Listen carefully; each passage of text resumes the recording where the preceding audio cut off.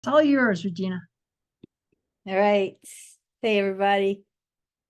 So I'm not alone today, see? I have friends in town. How fun is that? And of course, Shauna's here too. She's just up there, right? Yeah. So, hi, George. I dropped off a chair in your condo unit today, so you have a new chair.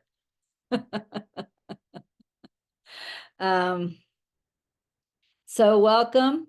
Let me get rid of me. I'm like David said the other day, there's something wrong. Oh yeah, too much of me. There we go. That's better. That's better. Okay, so it's good to see y'all. We are here for 7 steps to awakening and out of the stillness. But before we do that, let me share with you that during April and May, I have a lot of stuff coming up that's getting in the way of about 4 of my regularly scheduled teachings.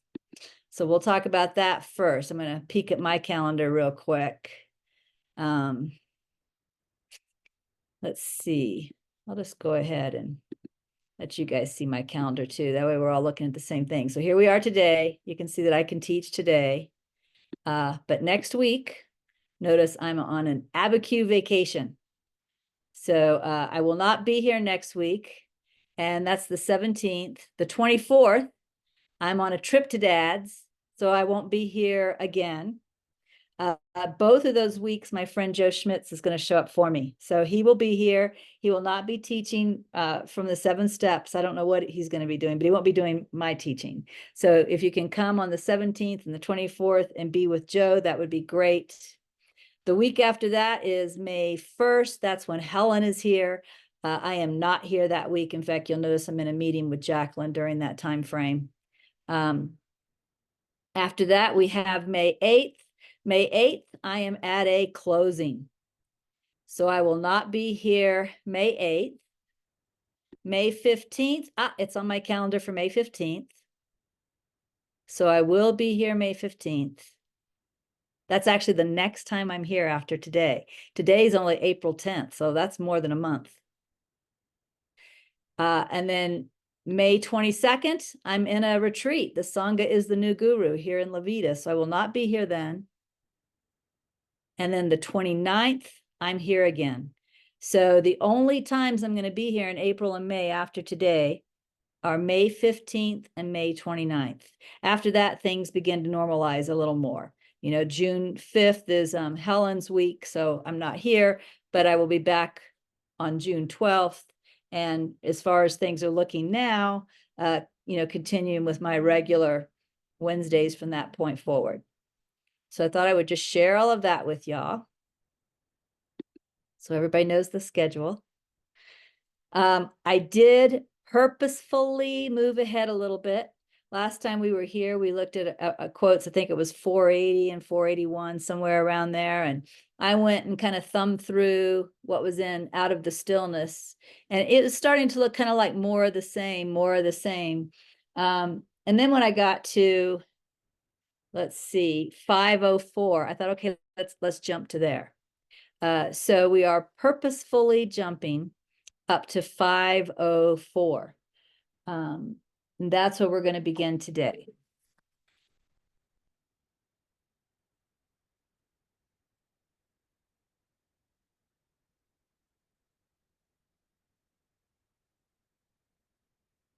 Okay, so 504, the quote is very, very short in 7 Steps to Awakening. It says, "The world has arisen like a dream."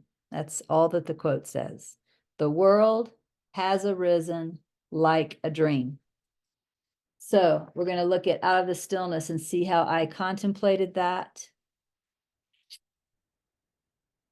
If the world is not real, how shall I be with it while I still perceive it? I see the answer is in the question. I shall be. Being is reflective of reality, so it's a perfect way to be while the perception of a world continues, and that's it. You know, I'm reminded of the Tao Te Ching. Which one of you guys can jump up the most easy? I can. Okay, you know where I sit in the living room? Yeah. There's a table next to me. Yep. Down on like for the second or third shelf, you'll Gotcha. find my Tao Te Ching. Yep. Yeah, I have friends to run and get books for me. We're going to look at the Tao Te Ching for just a second when she gets back with it, because this is really reminding me of one particular chapter in the Tao Te Ching. So we'll just wait a second. I'll read 504 again while we're waiting. If the world is not real, how shall I be with it while I still perceive it? I see the answer is in the question. I shall be. Thank you, ma'am. Being is reflective of reality. So it's a perfect way to be while the perception of the world continues. Okay, so this is the Tao Te Ching that I translated, which some of you are probably familiar with. Possibly not everyone, though, so that's why I'm showing the cover. And I'm going to open up, and the chapter I am going to is chapter 12. And this is what chapter 12 says in my translation of the Tao Te Ching. Humans are blinded by perception, deceived by what they see. They are made deaf by everything they listen to. Their experiences make them opinionated. Their hearts are crazed as they rush about trying to obtain. What they value brings out the worst in them. Therefore, sages follow intuition instead of being dominated by perception. As things go, they let go. As things come, they accept them. So first of all, if I look back at the 7 steps to awakening, remember this quote was, the world has arisen like a dream. All right, that's it for the quote. The world has arisen like a dream. And then the contemplation says, if the world is not real, you know, assuming that the masters are telling the truth, if the world is not real, how shall I be with it while I still perceive it? How shall I be with it while I still perceive it? And this is why this reminded me of chapter 12 of the Tao Te Ching, because chapter 12 of the Tao Te Ching does 2 things. First, it tells us how people who believe the world act. And then it tells us how the sages act, right? So if we look at how people who believe the world act, listen to this. Humans are blinded by perception, deceived by what they see, right? So what's happening then is I am believing whatever the heck I'm experiencing, whether it's something that I'm experiencing directly, whether it's a story that a friend is telling me while we're gossiping about someone else, whether it's something I'm seeing on the news, it's irrelevant. It doesn't matter how close it is or how physically far away it is.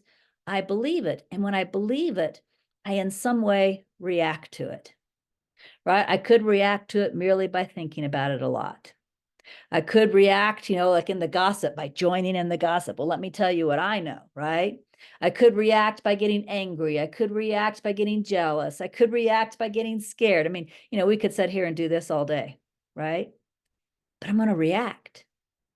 And that's what this is telling us. Humans are blinded by perception.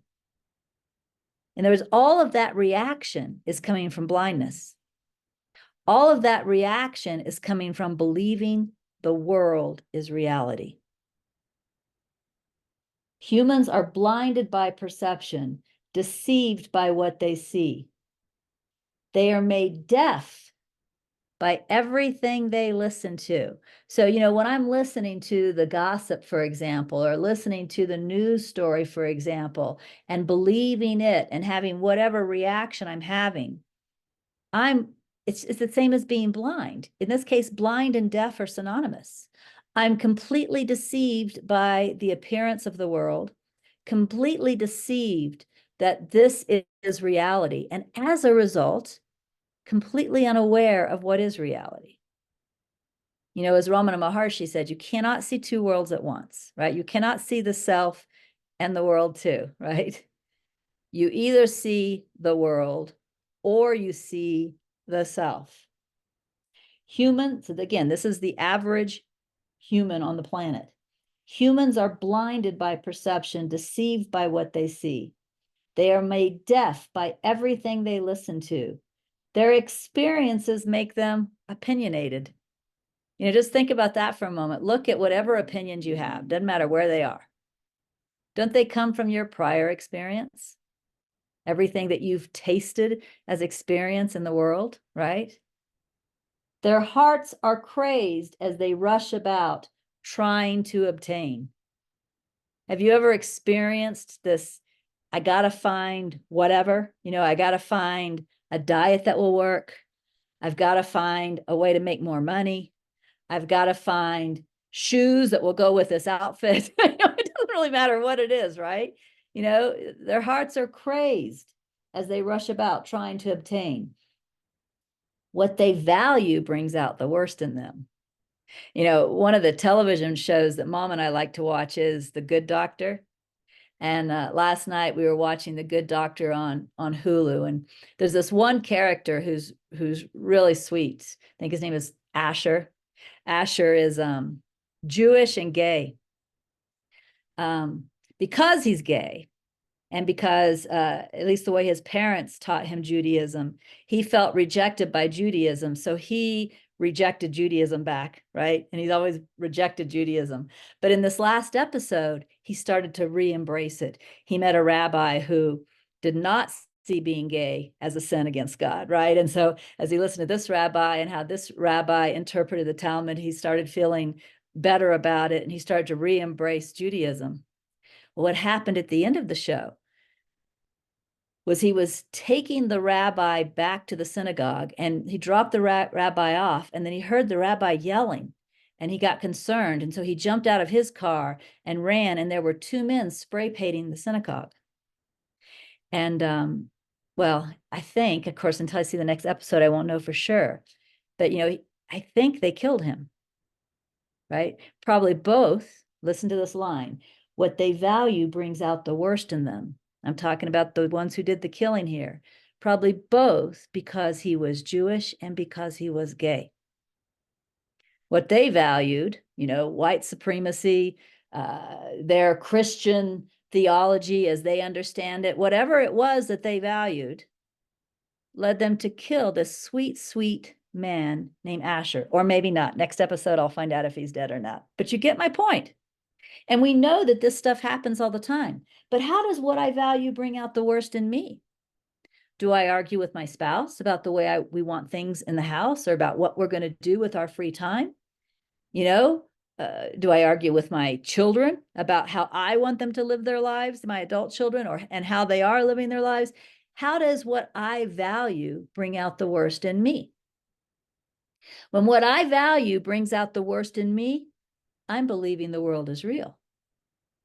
So everything that's happening in this first paragraph is telling us this is how we live. The question in my contemplation was, if the world is not real, how shall I be with it while I still perceive it? Well, the first paragraph really answers a different question. If the world is real, how do I be with it? And here's how. If I think the world is real, here's how I be with it. I'm blinded by perception, deceived by what I see. I'm made deaf by everything I listen to. My experiences make me opinionated. My heart is crazed as I rush about trying to obtain, and what I value brings out the worst in me. It's not a very pretty picture if you look at it. And yet, this is what we call common. This is common. This is what happens when we believe the world is real, because we can't help it. If it's real, it's important, right? If it's real, all this stuff matters. And it's going to get that reaction from me. It's just going to happen. But the second paragraph answers the question that's really in the contemplation. If the world is not real, how shall I be with it while I still perceive it? Okay. Therefore, sages follow intuition instead of being dominated by perception. That's the first. Instead of reacting to the outside, I look within and I respond to what I'm receiving from the inside. Right? So my focus is in a completely different direction. Completely different direction. Follow intuition instead of being dominated by perception. As things go, the sages let go. As things come, they accept them. So that's, this is often what we call equanimity, right? Things come and they go. I let things come and they go. And I remain, what's that word you're using now, David? Is it stable? Stability? I remain stable as things come and go because I'm not reacting. My focus is inward. My focus is on being, and being by itself, true being, is consistent. And therefore my outwardness is also consistent, right? So if the world is not real, how shall I be with it while I still perceive it? And then you'll notice I said, I see the answer is in the question. I noticed that word be. I shall be. Being is reflective of reality. So it's a perfect way to be while the perception of the world continues. So if I am practicing equanimity, I am practicing letting go of the world. Because reactiveness is how we are when we believe the world is real, because it matters, it's important, I'm going to react. Equanimity is removing that value from the world. Equanimity is learning to focus on the inner peace that is always present. And as a result, what will start to happen is that peace will come outward, and I will start to be that peace. So things come, and I may need to do something. I may need, like right now, I have an old hot water heater that I am getting replaced so I don't flood George's condo. Right? I'm having to spend like $3,000 just because I like George. No, I would do it for anybody, of course. So I'm still engaged in the world in that way, but I don't have to react. I don't have to go, oh my God, $3,000. What if before the guys get here, what if it floods? I'll be all worried about this. I don't have to do all of that because my focus is inward with peace, with stability, and therefore that begins to come out. So that's really what this quote for me was about. It wasn't about believing that the world is not real. I think I have seen and heard about very foolish behaviors, sometimes even very rude behaviors, when people just intellectually believe the world is not real. Maybe they see it. I knew someone once who saw it as an excuse not to pay her bills. I know someone who saw it as an excuse to take money from other people. The ego, it's amazing how the ego can distort and warp these teachings, right? And this comes from believing. And the reason believing is a problem, and the reason that believing distorts the teachings is because, well, what believes? The ego. When you believe these teachings, you are holding hands with the ego. Therefore, the ego can distort the teachings. So when I contemplate something like the world has arisen like a dream, I don't want to believe it, but I do want to contemplate it. And I want to find what's in this for me that is genuine, that I, in my genuineness, can get behind it, right? And what I could find when I contemplated, if the world is not real, notice that sentence started with an if. There was no believing there. But if that is a true statement, if the world is not real, then how shall I be? And the answer that came, which here was just the word being, but in the Tao Te Ching, we saw a little more a little more behind it, like following intuition, letting things come as they come, letting them go as they go. I can get behind that because I can get an inner confirmation that that is an appropriate way to be.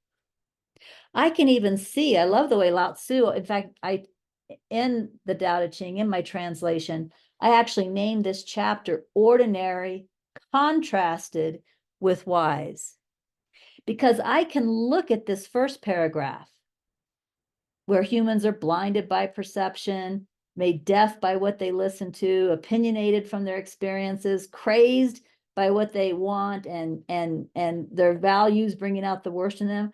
I can look at that without believing anything, without believing that the world is not real. I can look at that and I can see that's true. I can see that's true for me and that's true for you. In fact, it's true for everyone. This is how we react to the world. And then I can look at the second paragraph about following intuition instead of perception, letting things go as they go, letting things come as they come. And I can actually see that as another option, a valid another option, regardless of whether the world is real or not. I don't have to step into any believing here. And I can feel in my soul the difference between the first paragraph and the second paragraph. And I can know for a fact which one I want to live. In fact, there was a point on this spiritual path much, a long time ago. I think it was like in 2005, which, believe it or not, is 19 years ago now. A lot of doubt came in. I had been on the spiritual path for about a year. I consciously started the spiritual path in April of 2004, which means this is my 20-year anniversary. But I consciously started the spiritual path in April of 2004. So by the spring of 2005, it had been about a year. A lot of learning had occurred. Some realizations had already occurred. Some letting go had already occurred. You could say that there was genuine progress happening. It wasn't just an intellectual path. And so what started to happen?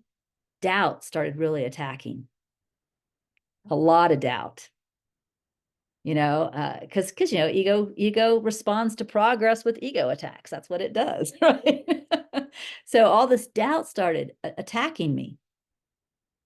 And of course, I didn't know the truth. I didn't know at that point that I wasn't following some delusional path. I really didn't know. It was way too early. So I had to sit down and ask myself this question: what if this isn't true? What if the only thing that's true is we're born into a world, we live a life, and then we die? If that's true, do I want to follow this spiritual path? And you know what my answer was? Yes. It was yes anyway. It didn't even matter because, and of course I didn't have these two paragraphs then, but I already knew the difference between this first paragraph and this second paragraph.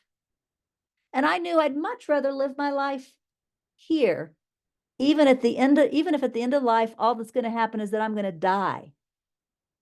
Do you think I'd rather be at peace for the rest of my life or crazed for the rest of my life? I wanted this. So in order to go forward with this spiritual path, I didn't need to disprove that doubting mind, which is good because to fight with the ego is just, ridiculous. It doesn't do you any good whatsoever. So I didn't have to fight the doubts that were occurring. I just had to say, it doesn't even matter if it's true. I know this is what I want to do. Right? So maybe the world is real. What the heck? What do I want anyway? How do I want to be just in this lifetime, if that's all there is? Very simple for me. I don't know if it's very simple for everyone, but it was very simple for me. And it allowed me to continue to move forward on this spiritual path with with the energy that I wanted to put into it. You know, there's another thing. Let me take a drink of water, then I want to tell you something else. You know, many of you are familiar with a lot of my teachings. Like, this isn't the first day that you've heard me talk. And I have heard repeatedly from different people over these years a sentence very similar to this, and oftentimes this exact sentence. Regina, I think you've been too hard on yourself. What does that mean? That my desire for peace was what? Wrong? That giving up the belief that I'm the lowest scum on the planet somehow hurt me? What does that mean? I was too hard on myself. You know, I have never, ever, ever been hard on myself. What I have been was clear on what I wanted. You know, if I had been clear that I wanted to be a doctor, and I went to college and I studied and I got good grades, and then I went to medical school and I studied and I got good grades, etc., would people say I was too hard on myself? No. So why is applying discipline to the spiritual path sometimes interpreted as being too hard on myself? Isn't it just being clear about what I want? Right?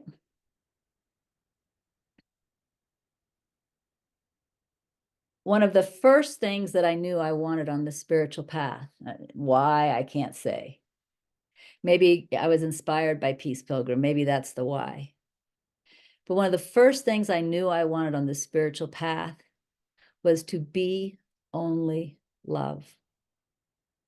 I did not want to be hateful anymore, right? In fact, there were times when I saw myself as so hateful. I don't know if it really was that way on the outside, but I saw myself as so hateful that I thought I was cruel. Thought that was who I was, cruel. I didn't want to be that anymore. I wanted to be only love. The second thing that I wanted on the spiritual path as I got a little further along is I wanted to be at peace under all circumstances, right? And under all circumstances.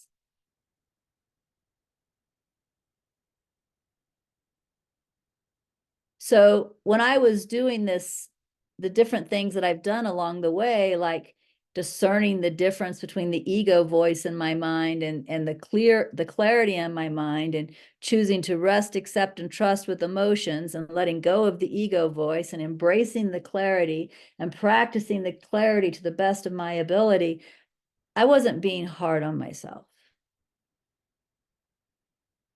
I was moving towards what I knew I wanted. It was that simple. You know, nobody has ever forced me to do anything on this spiritual path.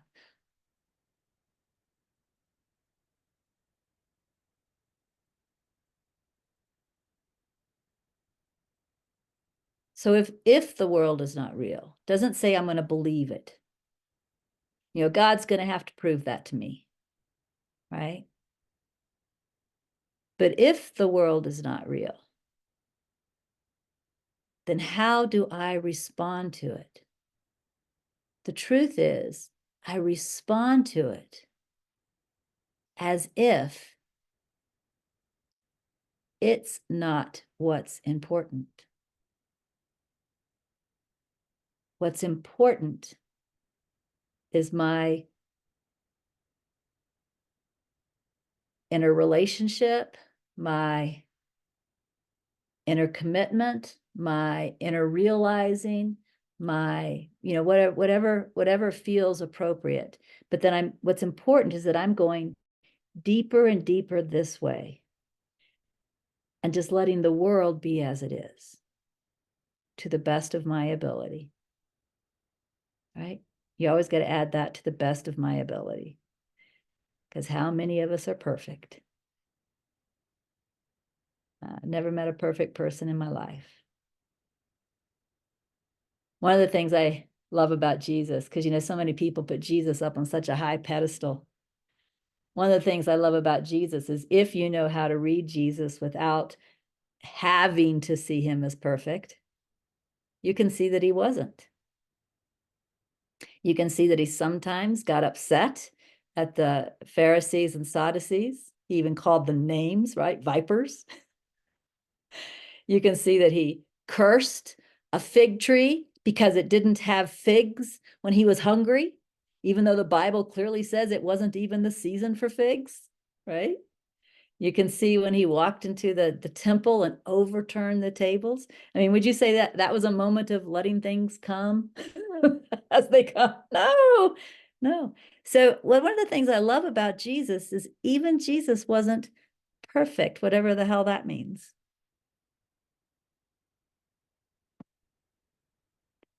But I think we quit fighting with ourselves.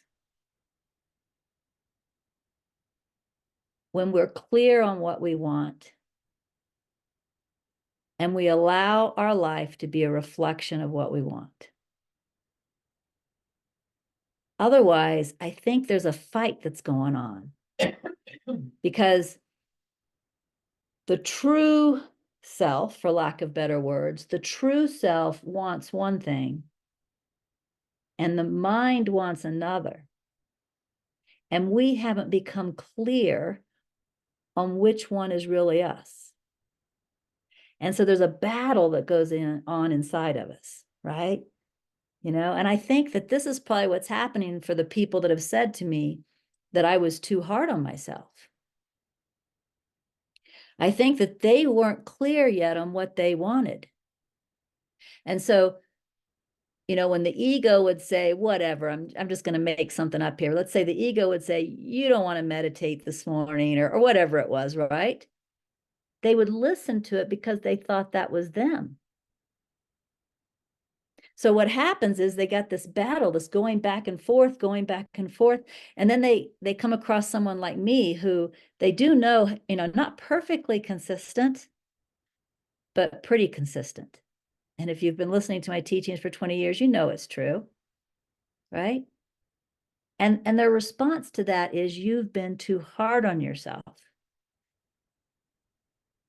But what they don't recognize yet is that they have not yet became clear on what they want. And so they're divided. They're out of harmony. They've got a battle going on and they have to fight themselves, right? And so my consistency from that point of view seems like I was constantly fighting, but making myself do one side. Does that make sense? When that's not what's been going on here.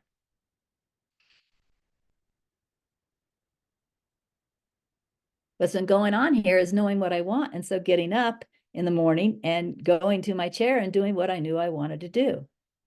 And throughout the day, watching the mind like I knew I wanted to do.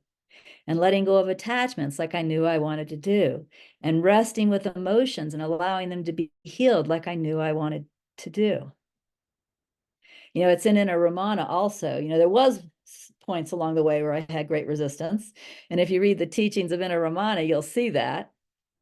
And when I asked Inner Ramana, what do I do with this resistance? Inner Ramana said that resistance was like shouting in a cave. That if you shout into a cave, I don't want to meditate, you get this echo, I don't want to meditate. I don't want to meditate. You hear it again and you believe it again. And he said, what you really want to do is stop shouting in the cave. And you know what he told me about how to stop shouting in the cave? He said, and I quote, be gentle on yourself. Do it anyway. In other words, the consistency is not being too hard on yourself. You're being hard on yourself when you're not being consistent. because the shouting in the cave is bringing back the echoes, and you're continuing to experience the resistance, and the battle is lasting sometimes for years, 10 years, 20 years, 30 years. That's when you're being hard on yourself. Be gentle with yourself, he said, and do it anyway. Because when you sit down and do it anyway, you are in harmony with what you really want. And you'll know it. You'll know it.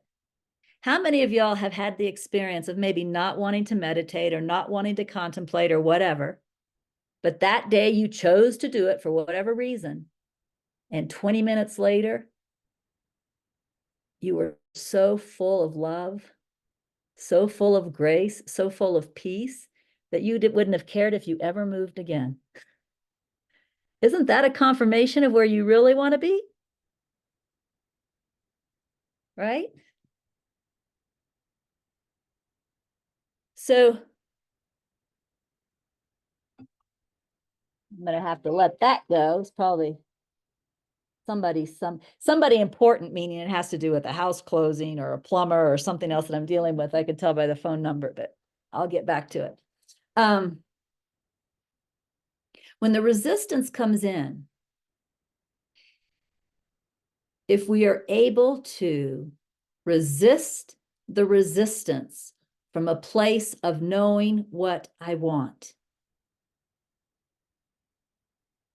and do it anyway, we come into harmony with our true self, right? Harmony with our true self. And there's an inner confirmation that we've done that.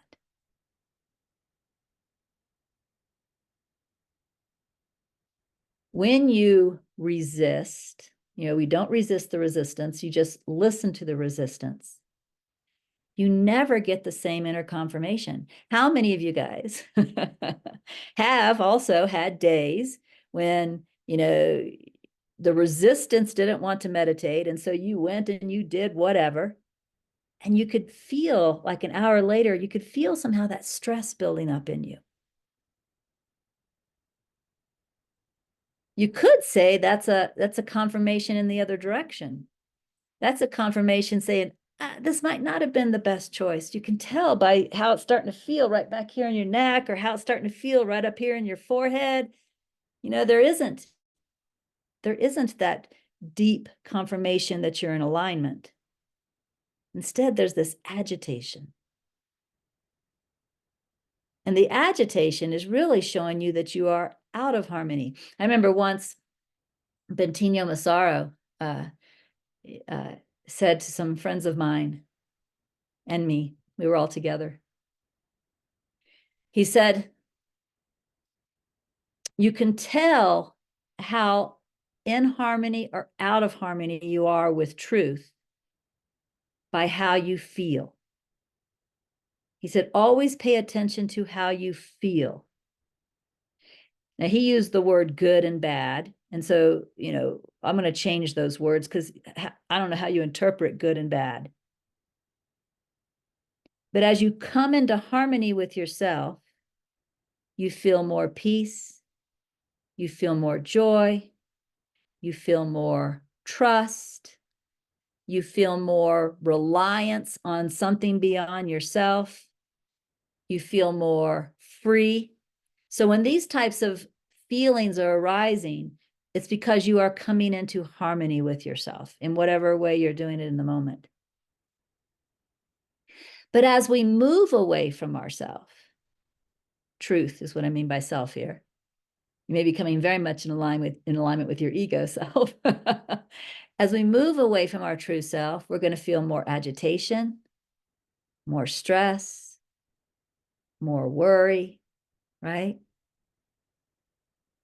So our feelings are kind of like a gauge. And if we really pay attention to how we're feeling, we can see if we're moving in the direction that we really want or not. And when I say we really want, I'm not talking about the mind, right? If I'm moving in the direction of how I really want, I'm going to get more and more of those feelings that are a reflection of truth. That's how I'm going to describe them instead of good, a reflection of truth. And if I'm moving away from what I really want, I'm going to get more and more of those feelings that are a reflection of self-will, a reflection of ego. And what I really love about that guidance is because I don't have to think. I don't have to figure out. Figuring out is always a problem too, because most of the time that's occurring with ego, right? So you're trying to figure out with the wrong part of the mind. So I don't have to figure out, is this what I want? Or is this in alignment with truth? Or is this guidance? I just have to tune in. And I can feel it.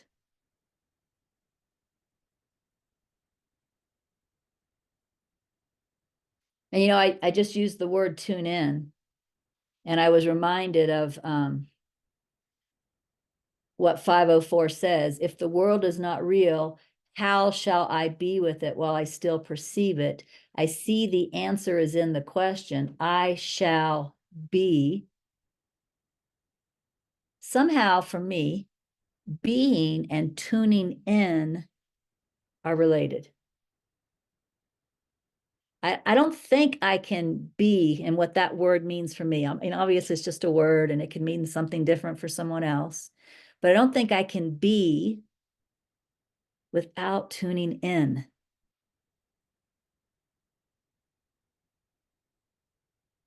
Being for me means tuned in instead of tuned out.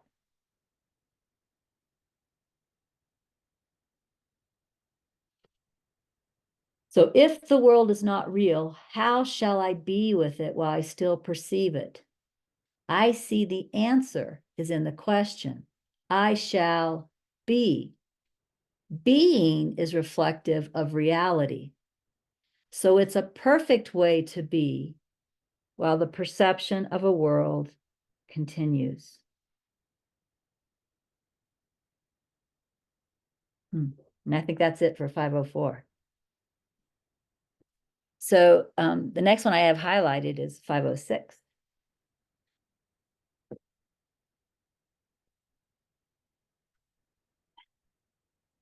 506 says, like a frog in the blind well, foolish and ignorant people base their understanding on the experience of the moment, and on account of their perverse understanding, they are deluded into thinking that the body alone is the source of experience or awareness. I'm assuming the frog in the blind well is probably a Hindu story. I don't know that for sure, but the way this starts off, like a frog in the blind well, like that's something we would all know what that means. I don't know what that means. I don't even know what a blind well is, maybe where you can't see. I don't even know. I don't have any idea what that first part means. Like a frog in the blind well, foolish and ignorant people base their understanding on the experience of the moment. I don't think the key word there is the moment. I think the key word there is experience. I think experience can be deceiving as well. And this kind of reminds me of what I read to you from the Tao Te Ching too. It's talking about a frog in a blind well, but that kind of sounds like being blinded by perception, doesn't it? Being blinded by our experience, doesn't it? It's very similar. Like a frog in the blind well, foolish and ignorant people base their understanding on the experience of the moment. And on account of their perverse understanding, they are deluded into thinking that the body alone is the source of experience or awareness. And I can agree with that statement. I mean, some of us may now be moving away from that, maybe now have moved away from that. Oh, I'm going to get to Shauna's comment in a second. Some of us may be moving away from that or have moved away from that. But can you all agree that if not now, at least at some point in your experience, you thought the source of life was the body. Yeah, that's a statement. You know, if we're doing the ordinary contrasted with wise again, that's a part of how the ordinary person perceives. The body is the source of life, right? That's really what this is saying. It's saying that this is foolish to perceive that way, but it's saying that this is how people perceive. And I agree with that. Now, let me turn on my chat for a second. I think Shauna may have made, oh, she just has a link to the story of the frog in the blind well. Is it worth reading, Shauna? Did you look at it at all? Sort of. The frog is doubt, and he's down in a hole where he doesn't see, like being in the cave and seeing the shadows. Okay, so the frog represents doubt. Okay, all right. All right, good. So let's just read it that way for a moment. Like one blinded by doubt. Does that sound like a fair way to restart that? Like one blinded by doubt, foolish and ignorant people base their understanding on the experience. And on account of their perverse understanding, they are deluded into thinking that the body alone is the source of experience or awareness. That makes sense, right? Doubting truth teachings, right? Or doubting truth. Then we think this is all there is, right? This life. Just like I said a while ago, I'm born, I live a life, and then I die. We think that is all there is, right? So let's go see how I contemplated that. I said it was 506. This is interesting. I'm not quite sure where the contemplation went, but let's see if we can figure that out. It seems important, the mind says.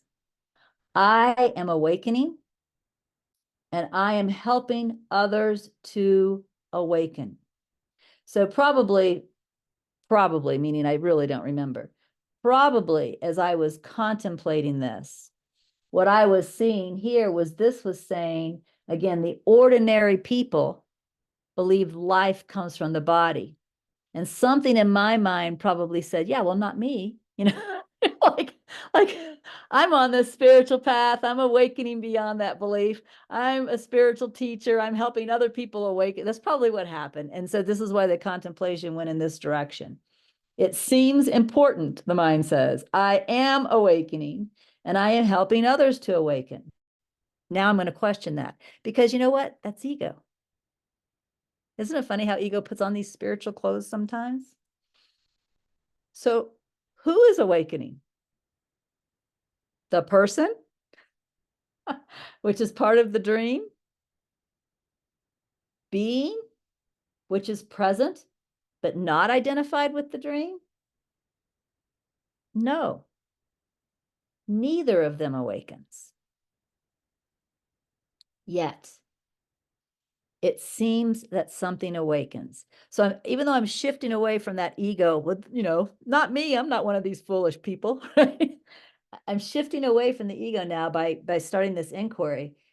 But I can't deny, you know, at this point, I don't know where we're at in the timeline, possibly late 2012, possibly early 2013. I mentioned to you all my spiritual path started in 2004. So we're at like a midway point here, right? About 10 years into it. I can't deny that there seems to be an awakening occurring. In 10 years, there's been a change in how seeing has happened. There's been a change in how everything is experienced. So what's awakening? You know, who is awakening? The person, which is part of the dream? No, that can't be right. Being, which is present but not identified with the dream? No, that can't be right. Neither of them awakens. Yet it seems that something awakens or something shifts to realize truth. What is that? What is identified with mind, body, and personality?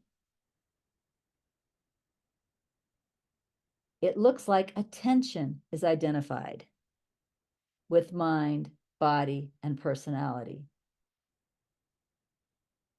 It also looks like attention is a projection of awareness. It is made of awareness, but it moves away from awareness to focus on mind, body, and personality. Is it possible that awakening happens when attention realizes it isn't mind, body, and personality? It is pure awareness. This was a realization I had on whatever day this was, and I have never moved away from that. I've never moved away from the fact or my experience of, if I ever get a higher experience, I'll let you know. But I've never moved away from the experience of the only thing that can really be wrong is attention. You know, thoughts are just thoughts. And to be honest, they have no effect at all unless attention engages. Right? This morning, you know, when I'm in La Vida, first of all, those of you who know me know that my body is extremely sensitive to dehydration, more than the average person. And when I'm in La Vida, I have to drink more than I do in Beulah because of the higher altitude. And sometimes when I get here, I haven't yet got into that drinking more mode. And so often when I wake up, my first morning here, I'll have a headache. I go, oh yeah, I forgot. I needed one more giant glass of water than I usually have. So I did that this morning. I woke up, I had a headache, and sometimes with dehydration, it's also accompanied with an upset stomach. I woke up this morning, I had the headache, I had the upset stomach. I genuinely did not feel well. I came in here. I started my guidance, which was simply to sit in silence, which then led deeper and deeper into silence. And do you know what happened? All of that feeling bad disappeared.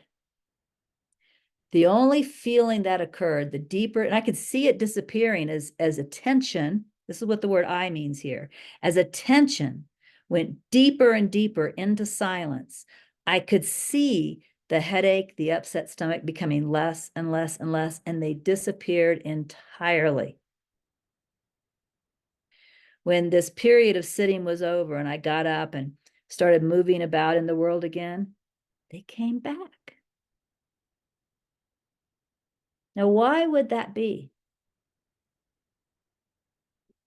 I'll tell you my theory. Attention is the taster. The taster. I've sometimes called it the tongue of awareness. And whatever attention is on, we experience. You could even say attention is the experiencer. So before I went into the silence, my attention was purely focused more outward, right? So there was attention, there was the headache, the upset stomach, and the realization that I didn't drink enough water.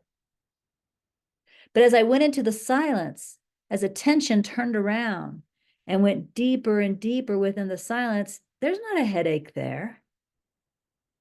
There's not an upset stomach there. There's really not even a body there. So attention was not tasting those things then. Attention was only tasting whatever the hell we want to call that within us. And the feelings that were happening were, more akin to the word bliss than the word headache and upset stomach. But as that period of time ended, and I did have to come out this morning, I had a plumber coming, I had to stop and come back to the world. When attention came back to the world, which naturally includes the body, attention then began to taste the headache and the upset stomach again, which, I took care of with, a couple of aspirin and drinking some water. But what if the only thing that's wrong, if you'll forgive the word wrong here, the only thing that's in the wrong direction is attention? Everything else is perfect. Everything else is perfect. Whatever thoughts are coming are perfect. However the body feels is perfect. Whatever's happening in the world is perfect. Obviously, truth is perfect. But attention is paying attention to the wrong thing. And you got to use the word wrong lightly here. You don't want anybody to feel guilty. But the only reason I'm not aware of the peace, the joy, or the bliss of truth is simply because attention is focused outward. Outward can remain as it is. Do you really think the headache and the upset stomach went anywhere? It didn't go anywhere. It was still there. It came back. Attention just wasn't tasting it. So what wakes up, if anything? Attention. Attention wakes up to what is real and meaningful. And so it pays less and less attention outward and more attention inward. And when attention, the way Ramana Maharshi, by the way, if you look up the word mind in the dictionary, one of the definitions of the word mind is attention. So when Ramana Maharshi says that the mind merges with the heart, what he is referring to is the prodigal son. We're going to call attention the prodigal son here, George. You know this. The prodigal son who has been out playing away from home finally goes back home and remains. And when attention goes back home and remains, we call that awakening. Everything on the outside keeps right on going normal. The difference is where the tasting is occurring. Because attention is the taster is now with truth. And so what's experienced is truth and nothing but the truth. It's the only thing that changes. The outside may be nothing at all. To the people you live with, they might not even notice a change. Right? That's it. So I'll read that one more time, and then it looks like it's time for us to go. It seems important. Remember, the mind is saying, hey, I'm a spiritual teacher. I'm helping people. I'm not one of these foolish people in the quote, right? It seems important, the mind says. I am awakening, and I am helping others to awaken. Who is awakening? The person, which is part of the dream. Being, which is present but not identified with the dream. No, neither of them awakens. Yet it seems that something awakens, or something shifts to realize truth. What is that? What is identified with mind, body, and personality? Now, you know, of course, I looked, right? Whenever you hear these questions and out of the stillness, I looked. It looks like attention is identified with mind, body, and personality. It also looks like attention is a projection of awareness. Because what is attention but awareness? Isn't that what attention is awareness, right? But yet it's an awareness that can move about, you know, like an elephant's trunk. It also looks like attention is a projection of awareness. It is made of awareness, but it moves away from awareness to focus on mind, body, and personality. Is it possible that awakening happens when attention realizes it isn't mind, body, and personality? It is pure awareness. And again, Ramana Maharshi says awakening happens when the mind merges with the heart. I submit those are different words saying the same thing. Okay, that's it. Bye.